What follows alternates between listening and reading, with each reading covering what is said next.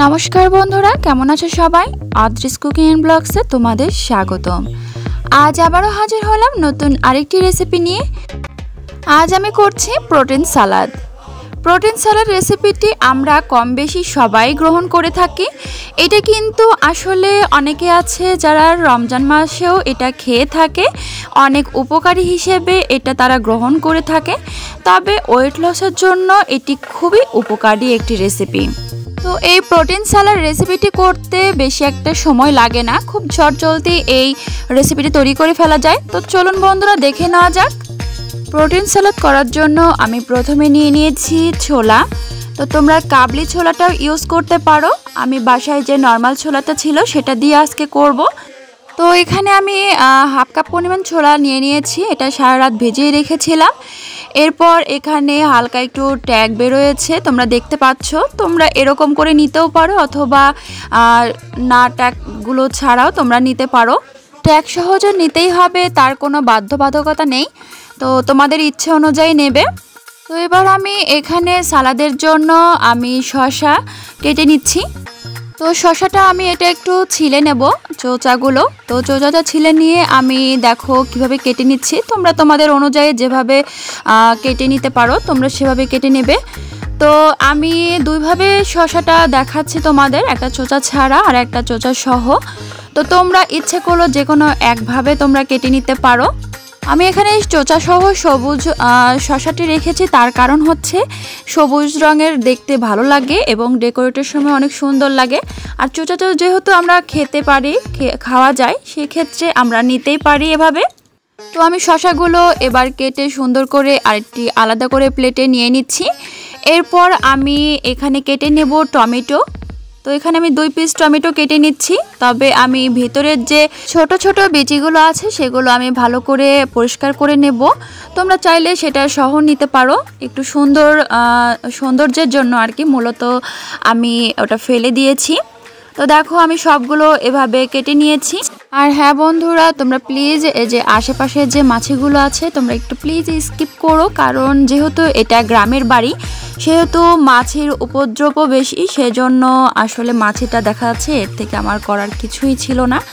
তো দেখো আমি সেমভাবে এখানে ধনেপাতাও কুচি করে নিয়েছি। তো এখানে আমি দেখো 7-8 পিসের মতো আমি কাঁচা লঙ্কা কুচি করে নিচ্ছি। তো এখানে আমি কিছু সবুজ কাঁচা লঙ্কা ও রেড কালারের কাঁচা লঙ্কা, 2 ধরনের কালার সুন্দর করে আমি কেটে নিলাম। তো এটা দেওয়ার কারণ সুন্দর একটু কালার চেঞ্জ হবে, দুটো কালারের কম্বিনেশন হবে সুন্দর। তো দেখো এখানে আমি 2 পিস বা 2 টুকরা আমি লেবু কেটে নিয়েছি। তো এটা আমি সব শেষে ইউজ করব, এই জন্য দেখো সবগুলো উপকরণ আমি একবারে একটা প্লেটে সুন্দর করে সাজিয়ে নিয়েছি। এবার এক এক করে আমি ছোলার ভেতরে সেসব দিয়ে দেব। তো প্রথমে আমি দিয়ে দিচ্ছি টমেটো কুচিগুলো। দেখো বন্ধুরা কি অবস্থা, আমার মানে ডিস্টার্ব করছিল মাছিগুলো প্রচুর পরিমাণে। আমি একজনকে রেখেছিলাম তাড়ানোর জন্য, ও তাড়াচ্ছিল, বাট এতটাই মাছি ছিল, মানে আমি খুব কষ্টে এই ভিডিওটা শ্যুট করেছি। তো দেখো আমি কিন্তু একে একে সবগুলো দিয়ে দিচ্ছিলাম।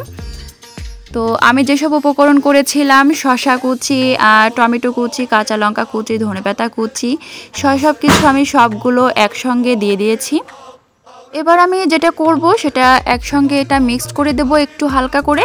তারপর যে বাকি মশলা উপকরণ রয়েছে, মানে লবণ বা তেল ঝাল, এগুলো আমি পরে অ্যাড করব। ঝালটা অবশ্য আগে দিয়ে নিয়েছি।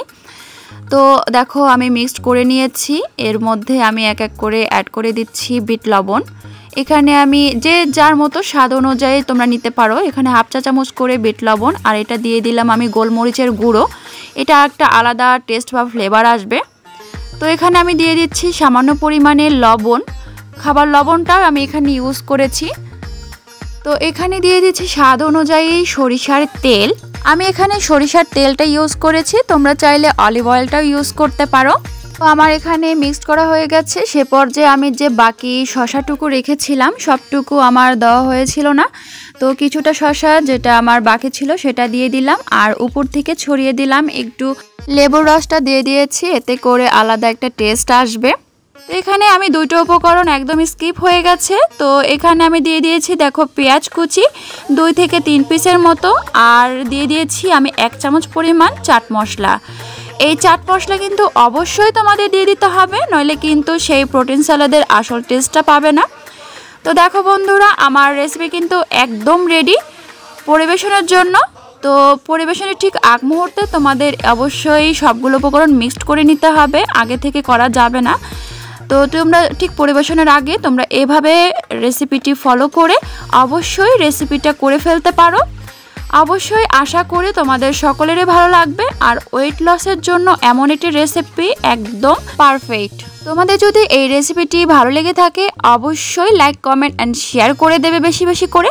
আর হ্যাঁ বন্ধুরা, অবশ্যই সাবস্ক্রাইব করে আমার পাশে থাকবে।